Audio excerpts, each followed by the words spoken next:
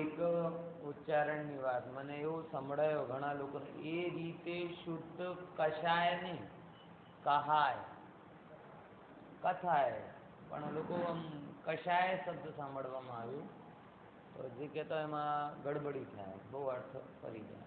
એ રીતે શુદ્ધ કથાય કહેવાય છે, બરાબર? આ ધ્યાન રાખજો.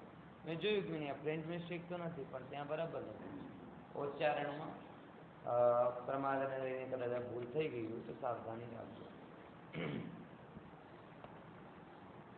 10वीं गाथा, 9वीं 10वीं गाथा अपनी चर्चा में चल रही है और 9 और 10 नंबर की गाथा में जो विषय है,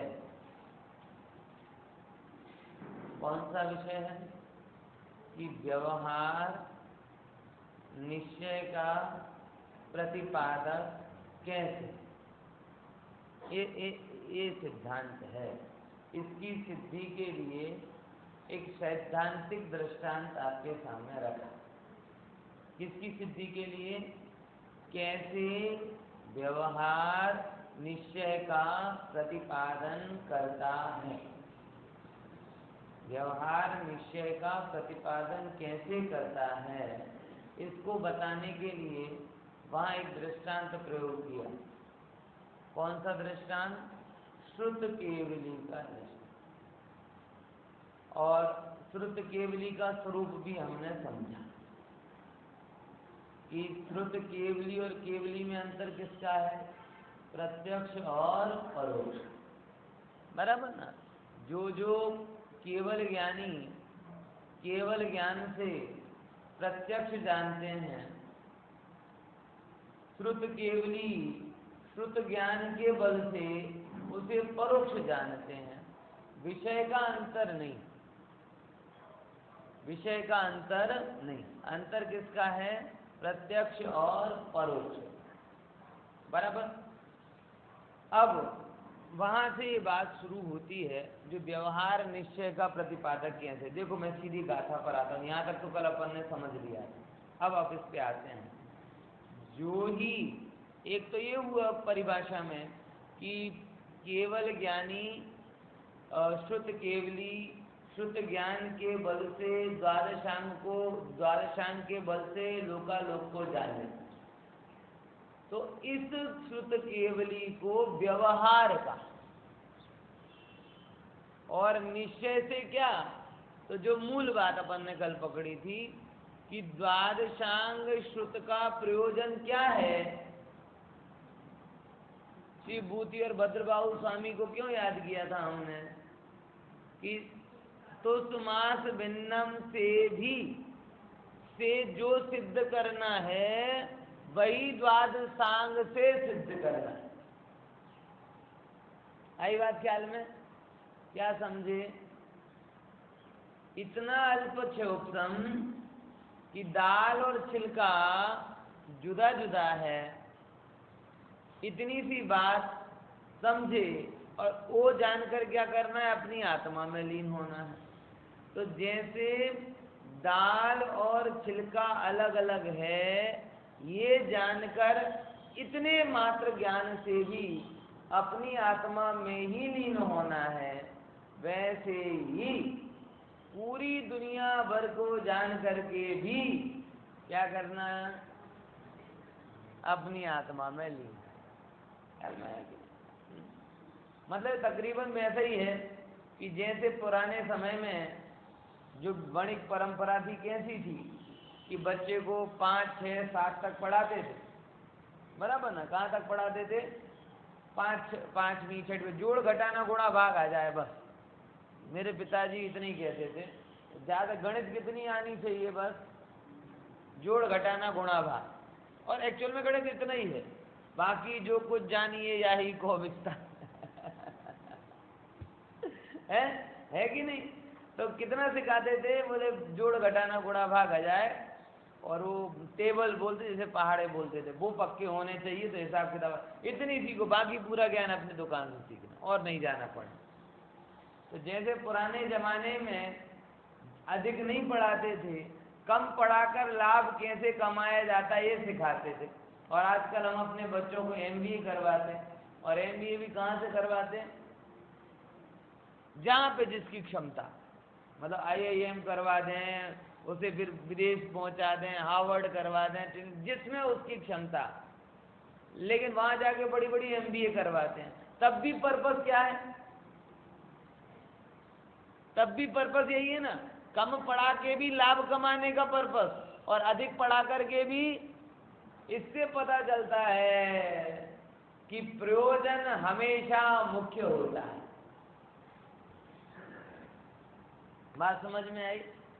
फंडामेंटल चीजें हैं ना, वो कभी नहीं बदलती। और ये आत्मा का अनुभव और उससे सुख होता है, ये फंडामेंटल बात। आत्मा का अनुभव करना ही प्रयोजन है, ये फंडामेंटल बात। अब आप तुष्मास भिन्नम इतने ज्ञान से आत्मा का अनुभव कर लो तो कोई दिक्कत नहीं, और द्वादशांग से आत्मा का अनुभव कर लो तो भी कोई दिक्कत नहीं। हमें तो दोनों ही साधन हैं। हाँ, समझ में आया कि नहीं आया है? अब बेटा, पहले के समय में एक बहुत भय भी था, पता है, कहते हैं बहुत पढ़े तो घर से गए ना हल से गए, ऐसी कहावत चलती थी कि बच्चा ज्यादा पढ़ ले ना तो फिर वो खेती नहीं करता, हल से गया इसलिए ज्यादा मत पढ़ो।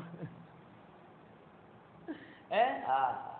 ऐसे ही कि ज्यादा पढ़े और इतना पढ़े कि वो लाभ ही ना कमाए, तो कहते ऐसा क्या ज्ञान काम का। बराबर समझ में आया? ज्यादा पढ़े तो ज्यादा लाभ हो तो चले, लेकिन ज्यादा पढ़ने पर लाभ ही चला जाए तो लाभ कहलाएगा कि अलाभ?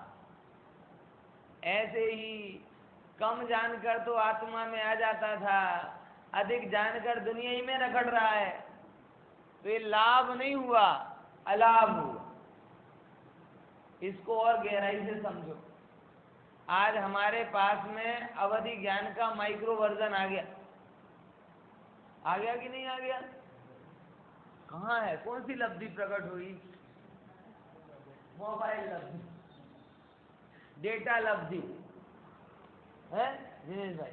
ये अल्प स्वल्प मात्रा में अवधि ज्ञान का काम कर रहा है, कि जैसे अवधि ज्ञान से दूर क्षेत्र की बातों को जानते थे, दूर काल की बातों को जानते थे, कहाँ क्या पकवान बन रहे ये जानते थे, कहाँ क्या कपड़े चलते ये जानते थे, कहाँ जाना चाहिए कहाँ ये उसी का अल्प स्वल्प रूप किस में आ गया? आपके मोबाइल में आ गया है। श्रुत ज्ञान कहोगी कुश्रुत ज्ञान कहो, वो अलग प्रश्न, अभी आ रहा है उसी पर। समझ में आया? तो ये बात यही है कि अधिक जानकर होना ये था कि जानने वाले की महिमा आनी चाहिए थी, तो अधिक जानकर जानने वाले की महिमा तो आ नहीं रही, पूरी दुनिया भर की महिमा आ रही। जानना बहुत हो रहा। पहले सच बता रहा हूं, एक जैसे आजकल पॉकेट साइज, गुरुदेव के टाइम में अगर आपको पुस्तकें मिलेंगी बहुत सारी, पॉकेट साइज बुक बहुत मिलती।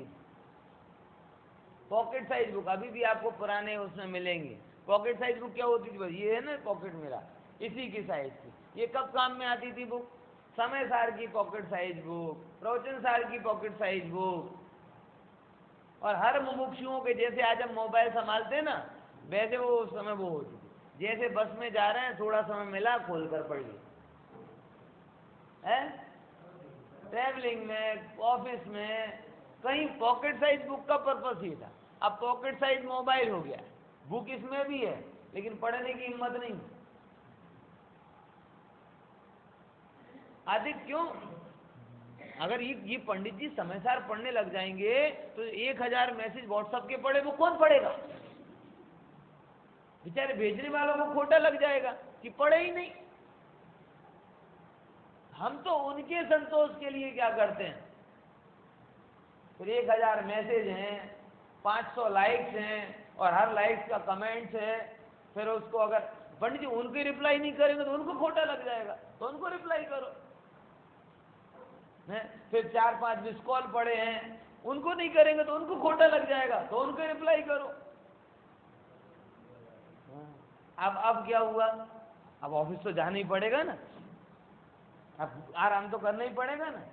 अब ये तो करना ही पड़े। अब बताओ, ये आपका हमारा जो ज्ञान विस्तृत हुआ, इससे ज्ञायक पुरोहित हुआ कि नहीं हुआ? क्या बोला?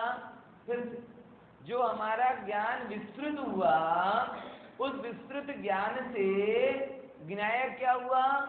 पुरोहित हो गया, छिप गया।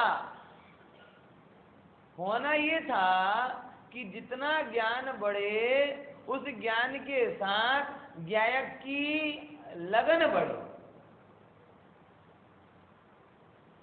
लेकिन हो ये रहा है कि आजकल हमें ये तो लगता ही नहीं कि मैं जान रहा हूं, हमें तो लगा हाँ देखो मोबाइल कितना जान रहा है।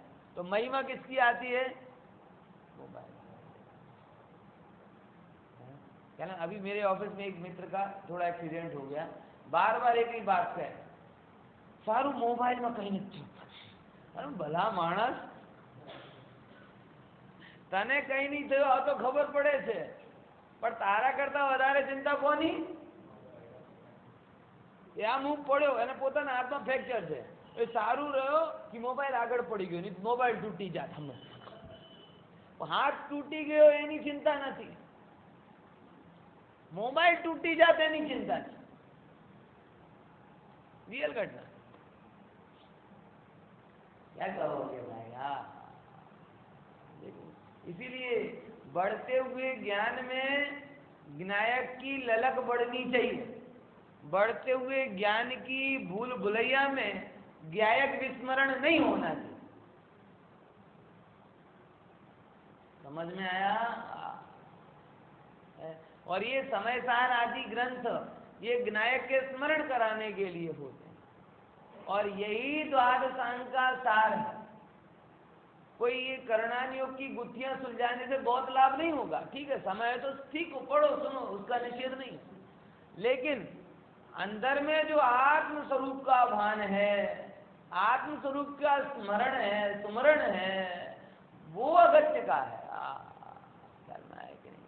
और श्रुत केवली उसके कारण है. आप समझना, वो द्वादशांग के जानने के कारण श्रुत केवली है.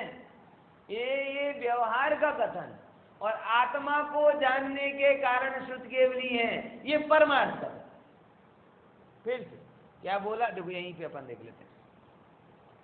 जो ही सुदेन विगच्छति अपाणम इणम तू केवलम शुद्धम. मंडा ना देखो 20 नंबर पेज, 20 नंबर पेज. तम शुद्ध केवलिन निष्णो बढ़ंती लोयप दीवेरा. मतलब क्या कहते हैं? जो ही मतलब जो, जो ही मतलब कौन? जो.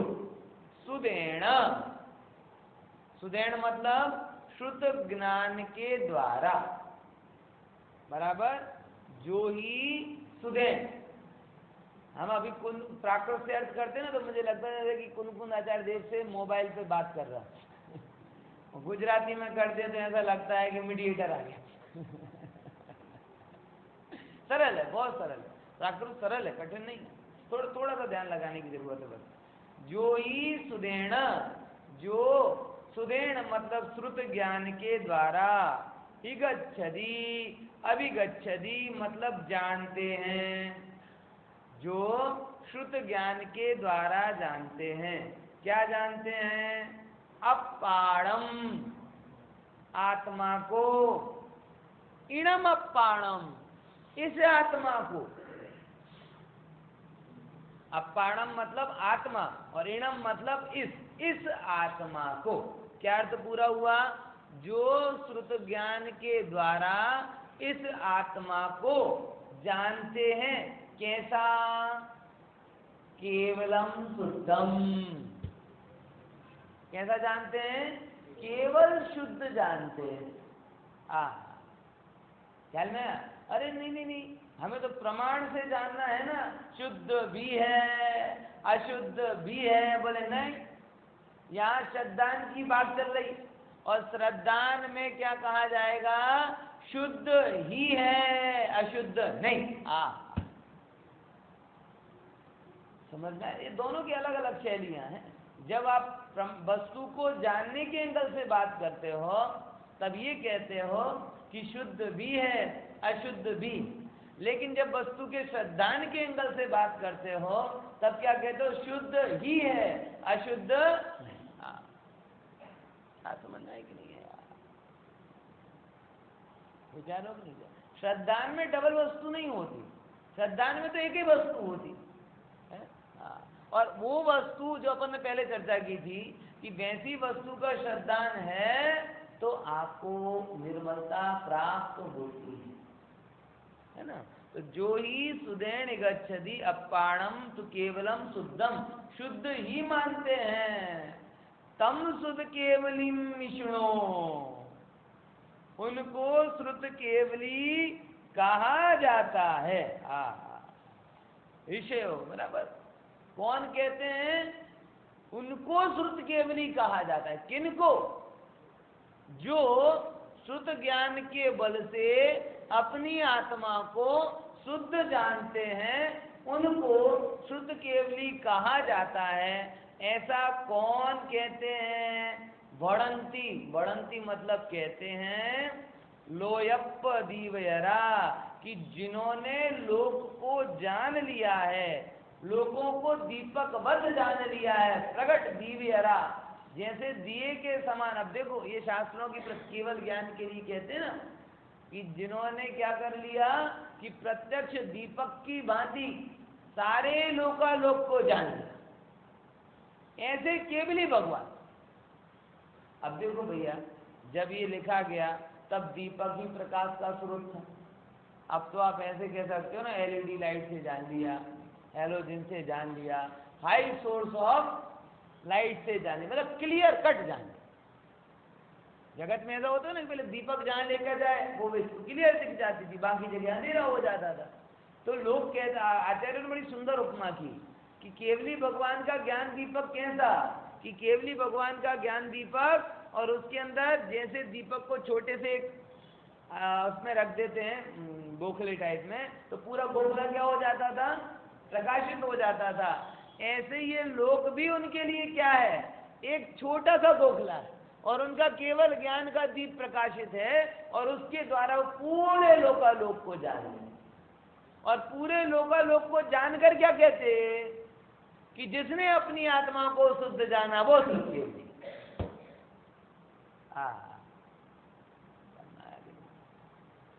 है। समझे कि नहीं समझे? विचार कर।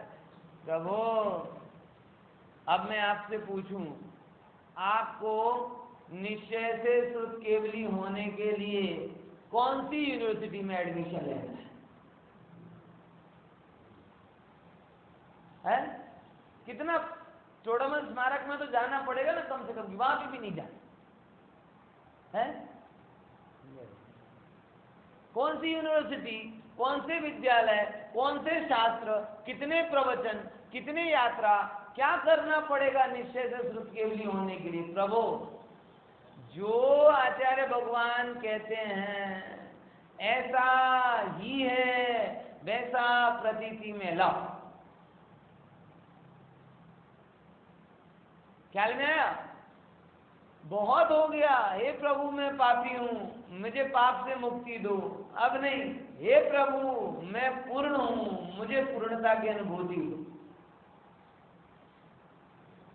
बहुत भक्तियां कर ली कि मतलब ये दास भाव जैन धर्म का मूल नहीं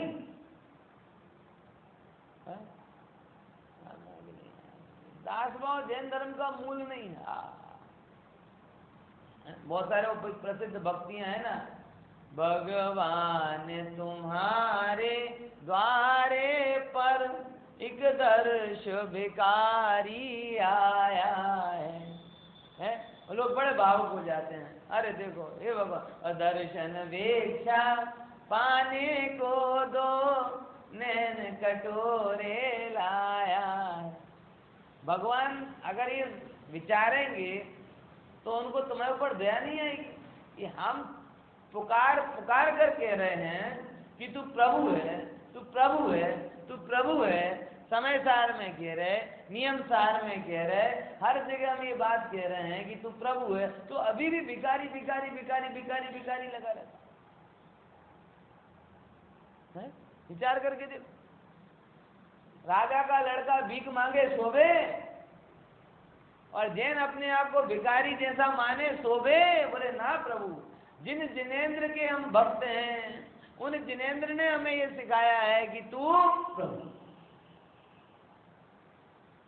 और दर्शन भिक्षा नहीं, हम तो भगवान का स्वरूप निहारने आते हैं। और भगवान का स्वरूप क्यों निहारने आते हैं? क्योंकि भगवान का स्वरूप हमें अपने स्वरूप के जैसा लगता है। समझ में आया? ये बड़ी गजब बात। कभी भी दर्शन दर्शन के लिए मत करना, दर्शन आत्मदर्शन के लिए करना। हे प्रभु, हम आपके चरणों दर्शन करने इसीलिए आते हो क्योंकि आप मेरे स्वभाव के प्रतिबिंब हो। मुझे आपके जैसा होना है, शक्ति रूप में मैं आपके जैसा हूं, और अभिव्यक्ति में मुझे आपके जैसा होना है। ये निरंतर स्मरण हो, इसके लिए दर्शन करो।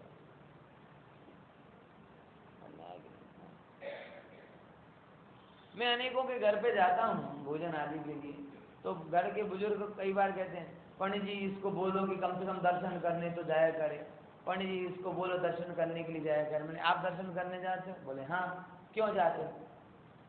कुछ नहीं, हमारे पिताजी ने हमको बोला कि रोज दर्शन करने जाया करो, तो जाते। अरे प्रभु तू समझ, ये दास भाव में अपनी प्रभुता को नहीं भूलना।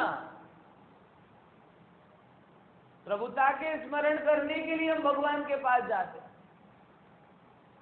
जिन मंदिर प्रभुता का वाईफाई जोन है,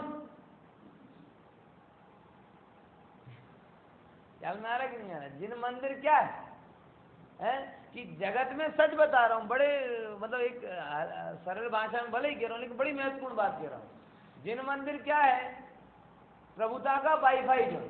क्योंकि सारे जगत में जहां जहां हम घूमते हैं, वो सब जगह में पामरता ही पामरता दिखाई देती है। कोई कहता है तुम्हारा नुकसान हो गया तो पामर हो गए, कोई कहता है तुम्हारे संबंध का वियोग हो गया तो तुम पामर हो गए, कोई कहता है तुम बीमार हो गए तो तुम पामर हो गए, तुम्हारा बेटा बात नहीं मानता, तुम्हारा परिवार, तुम हर जगह क्या दिखाई देती है हमें? पामरता पामरता पामरता। और जिन मंदिर में आओ तो प्रभु को देखो तो प्रभुता, वाणी सुनो तो प्रभुता, आंख बंद करो तो प्रभुता। प्रभुता दिख रही, प्रभुता सुनाई दे रही, और प्रभुता अनुभव में आ रही है। इसीलिए कह रहा हूं कि जिन मंदिर क्या है? अपनी प्रभुता का वाईफाई जोन है। फटाफट फाइल डाउनलोड होगी, घर में चकरड़ा भरेगा। घर में क्या होगा? नेटवर्क नहीं मिलता ना, क्या करें? यहाँ प्रभुता की बात सुनते हैं, तभी कहता है यार फलाने का फोन, उसका पेमेंट बाकी, तुरंत पामरता आ जाती है। अरे उसने नहीं दिया तो क्या होगा, दे दिया तो इतना का, तुरंत पामरता ख्याल में जाती। और यहाँ ओ ना कुछ आता है ना कुछ जाता है, जैसा है वैसे का वैसा।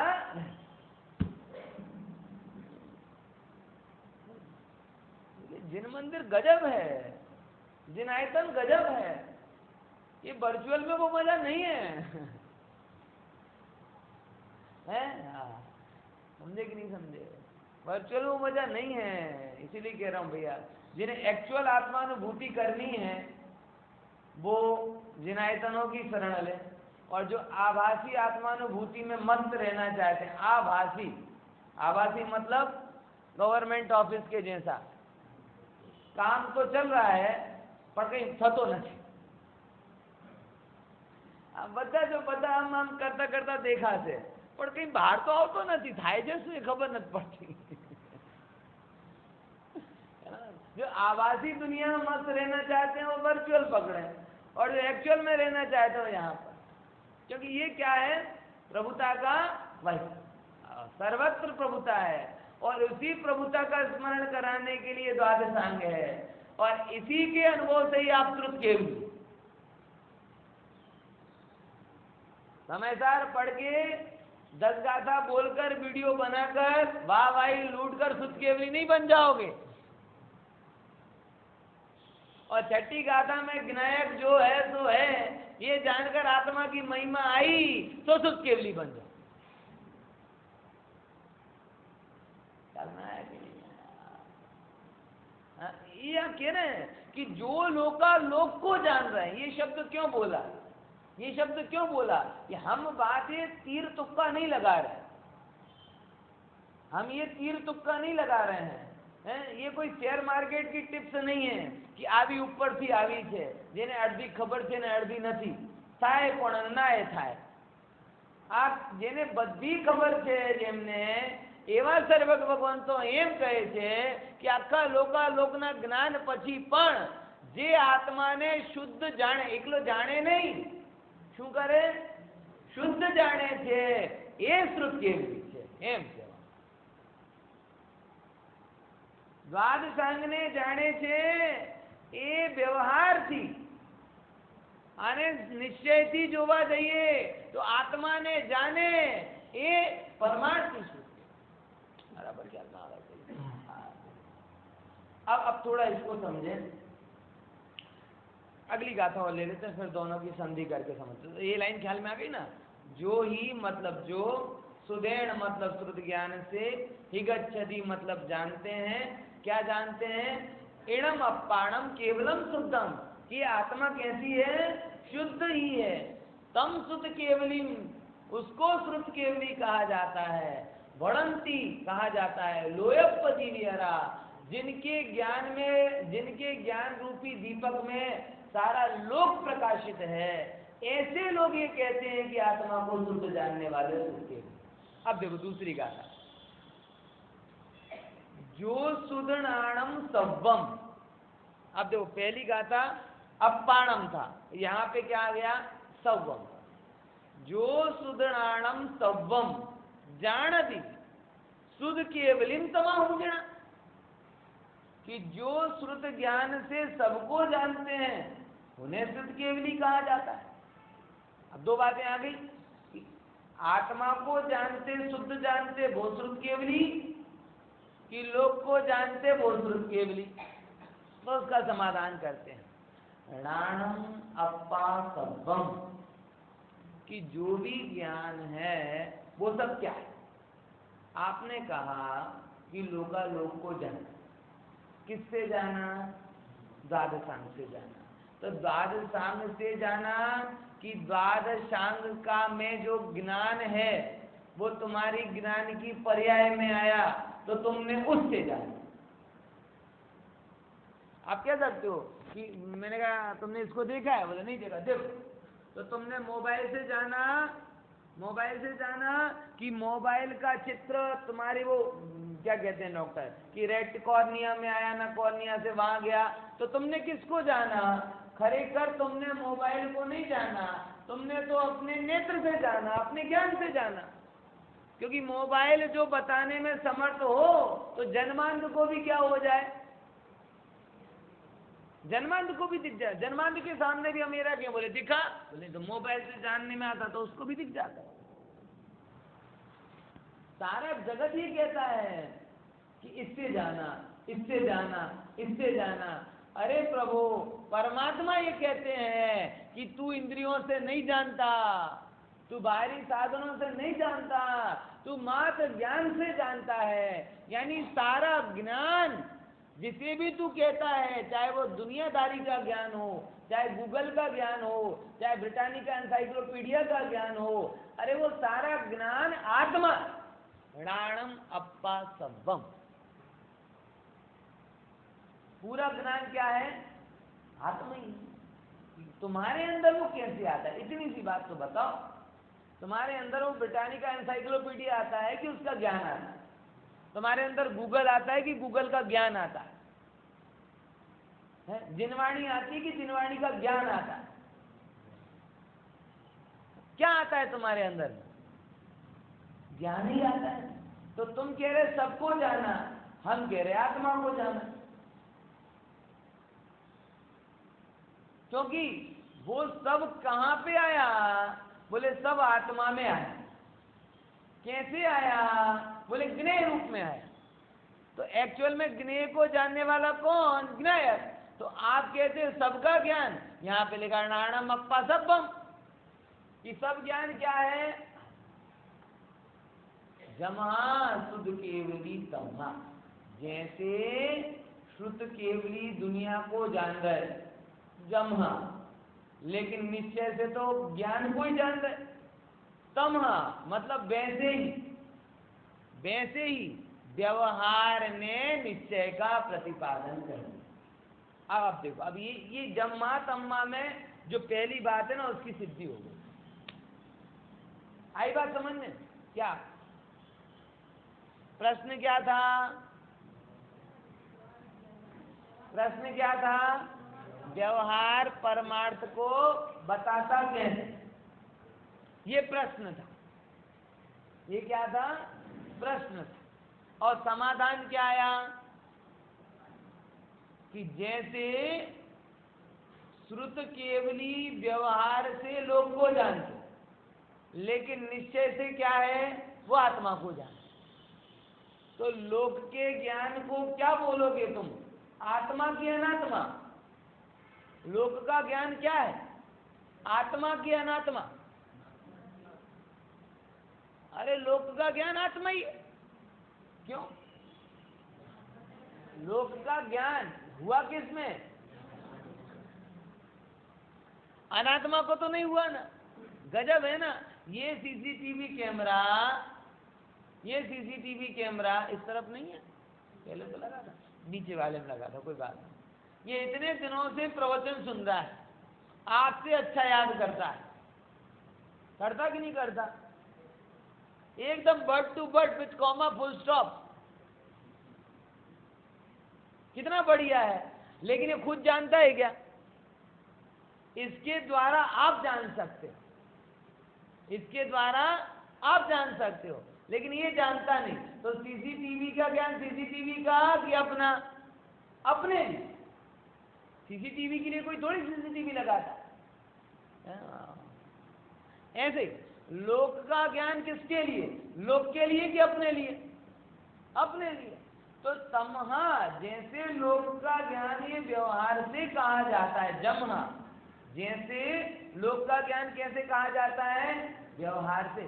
तमहा मतलब वैसे ही व्यवहार, जैसे लोक ज्ञान अपने लिए, वैसे व्यवहार का ज्ञान निश्चय। ये सिद्धांत जमहा तम। आई बात की नहीं है? फिर से जरा एक बार विचार करना। प्रश्न था व्यवहार निश्चय का प्रतिपादन कैसे? समाधान में दो सिद्धांत दिए, निश्चय श्रुत केवली और व्यवहार श्रुत केवली। निश्चय श्रुत केवली में क्या? कि जो आत्मा को जानता है वो निश्चय से श्रुत केवली, और व्यवहार से क्या? कि जो सबको जानता है वो व्यवहार से श्रुत केवली। बराबर? तो सबको जानने में क्या कहते हैं? सिद्धांत यहां पे आया। सबको जानना आप कह रहे हो, लेकिन सबका जानना भी एक्चुअल में क्या है? नारायणम अप्पा सबम। तुम दुनिया में घूमते हो कि अपने ज्ञान में घूमते हो? सच बताओ, कहां घूमते हो? दुनिया में घूमते हो कि ज्ञान में घूमते हो? तुमने कितने पदार्थों को चखा है आज तक कि ज्ञान को चखा है? कितने पदार्थों को छुआ है कि ज्ञान को छुआ है? कितने को देखा है कि ज्ञान को देखा? सच बताओ, है? अगर गहराई से आप देखोगे, हे जी तू भ्रम कर सकता है कि मैंने पूरी दुनिया घूम ली, लेकिन तू सिर्फ ज्ञान में ही घूमा। तू भ्रम कर सकता है कि मैंने अहमदाबाद में एक एक सारी होटल्स में जाके क्या कर लिया कि नवी खुले एक बार ट्राई करो, एक एक जगह जईने આપણે ચાખી ચૂક્યા છે, પણ પ્રભુ तूने आज तक किसी पर पदार्थ को चखा नहीं, तेरे ज्ञान को ही चखा, किसी पर पदार्थ को छुआ नहीं, तेरे ज्ञान को ही छुआ, कुछ तेरे अंदर हुआ ही नहीं, जो भी हुआ है सब तेरे ज्ञान में ही हुआ है। आज तक कोई भी पर वस्तु तेरे अंदर में प्रवेश कर ही नहीं सकी, लेकिन भूल से अपने ज्ञायक भाव को भूलकर तू हमेशा ये मानता है कि मैंने किसी पर को छुआ, पर को चखा, पर में गया, पर में रहा, पर के लिए किया। ओहो प्रभु, पर तेरे अंदर आ सकता नहीं, पर को भी तेरे अंदर आना है तो ज्ञान की ज्ञेय पर्याय रूप में आना पड़े, इसके अलावा पर कभी आता ही नहीं। गाली आती है आपके अंदर, गाली कि गाली का ज्ञान आता है, निंदा आती, निंदा कि निंदा का ज्ञान आता है, तारीफ आती है कि तारीफ का ज्ञान आता है। अब वो ज्ञान को ज्ञान रहने दो तो ना निंदा रहेगी, ना प्रशंसा रहेगी, ना कुछ नहीं रहेगा, ज्ञान रहेगा केवल बस। अब यही ज्ञान ज्ञान रहता नहीं, क्या बन जाता है? निंदा प्रशंसा। मतलब वो आता तो ज्ञान के ही अंदर, ज्ञान के रूप में बराबर चलना है, वो बन के तो साधु ही आता है, तो मोह के कारण उसे शैतान बना दे, साधु बना शैतान है, समझ में आया? ये प्रॉब्लम है। निंदा प्रशंसा तुम्हारे अंदर आती नहीं है। नाणम अप्पा सब्बम, जो कुछ भी आता है सब कहाँ आता है? ज्ञान में आता है। बस ज्ञान को ज्ञान रहने दो। ज्ञान को जब आपने ज्ञान रहने दिया तो उसके अंदर में संसार उत्पत्ति की सामर्थ्य चली गई। बीज को अगर आपने वो दहन कर दिया, फ्राई कर लिया, सेक लिया, तो फिर आप उसे किसी भी जगह पर आप डाल दो, उसमें उत्पत्ति नहीं होगी। लेकिन अगर आपने उसकी वो जीवत्व क्षमता को पकड़ा तो बार बार उत्पन्न होगा। एक गेहूं से दूसरे गेहूं का पेड़, दूसरे गेहूं से फिर हजारों, ऐसे करके। तो जब ज्ञान ज्ञान के रूप में रहता है तो उसके अंदर संसार उत्पत्ति की सामर्थ्य ही नहीं होती। पता है? आएंगे तो भी, आने तो कोई बात नहीं। वो ज्ञायक भाव की अग्नि में उनके संसार उत्पत्ति की सामर्थ्य खत्म हो जाए। अब आप उसे कहीं पे भी डाल दो, वो अंकुरित नहीं होगा। लेकिन अगर आप उसे ज्ञायक भाव की ताप में तपाएंगे नहीं तो मोह का खाद पानी वो एक बीज को 1000 के रूप में कन्वर्ट कर देगा, और वो 1000 बीज लाख के रूप में कन्वर्ट होंगे, और लाख से करोड़ों, मतलब करोड़ों भाव बढ़ जाएंगे। आप विचार कर लो, ज्ञायक भाव के ताप को और प्रताप को समझो। आज तक तुम्हारे हमारे अंदर में कुछ अलग आया ही नहीं है। जो भी आया है वो सब क्या हुआ है? मात्र ज्ञान ही आया है। ज्ञानम अप्पा सब्बम, कि जो भी है वो सब क्या है? ज्ञान ही। जगत भी कुछ नहीं है। एक तरीके से देखा, जगत है क्या? जगत का ऑब्जेक्टिव स्वरूप वो तो फिजिक्स वाले समझेंगे, लेकिन आपका जगत तो आपके अंदर, बोलो है कि नहीं? जगत को देखकर सपने आते कि आपके विचारों के आधार पर आपका सपने आते? बच्चों को खिलौने के सपने जाते हैं, बराबर, जो जिस अवस्था में उसको वैसे सपने। आपका जगत बाहर नहीं है, आपका जगत आपके अंदर।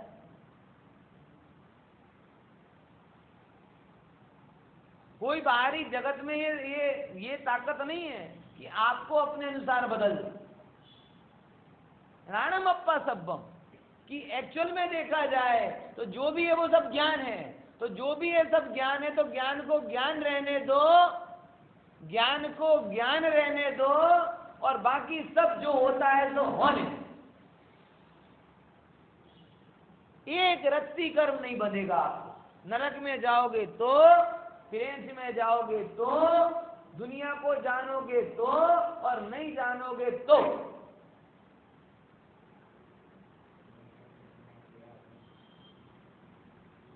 सारे जगत में घूमते हुए भी जैसे जल में कमल अलिप्त रहता है, पानी में होते हुए तेल के कण उस पानी से भिन्न रहते हैं, बराबर ऐसे ही आप जगत में रहते हुए भी अगर ज्ञान को ज्ञान रहने देंगे तो अल्प मात्र बनेंगे नहीं। और सिद्धशिला में भी चले गए लेकिन अपनी पुरानी आदत से बाज नहीं आए। कौन सी आदत? ज्ञान में राग मिला देना, ज्ञान में द्वेष मोह काम क्रोध ये भाव मिला देना, तो सिद्धशिला में भी बन जाओ। द्वादशांग को जान करके भी यही करना है और नहीं जान करके भी यही राणम अप्पा सर्वम जानना है कि नहीं?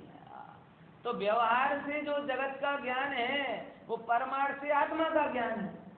ऐसे ही व्यवहार से माने ना जगत का ज्ञान ही व्यवहार और वो सब आत्मा ही है, तो निश्चय से क्या हुआ? आत्मा का ही ज्ञान है। इसीलिए यहाँ पे कह दिया कि व्यवहार साधन और निश्चय। जैसे व्यवहार से कहा जाता है कि शुद्ध केवली दुनिया को जानते मगर निश्चय से आत्मा को जानते, तो व्यवहार के ज्ञान में आत्मा का ज्ञान आ गया, क्योंकि सब क्या है? वो आत्मा ही, आत्मा के अलावा कुछ और नहीं। इस प्रकार से व्यवहार निश्चय का प्रतिपादक ये सिद्ध हुआ। कोई प्रश्न हो तो कल पूछिए।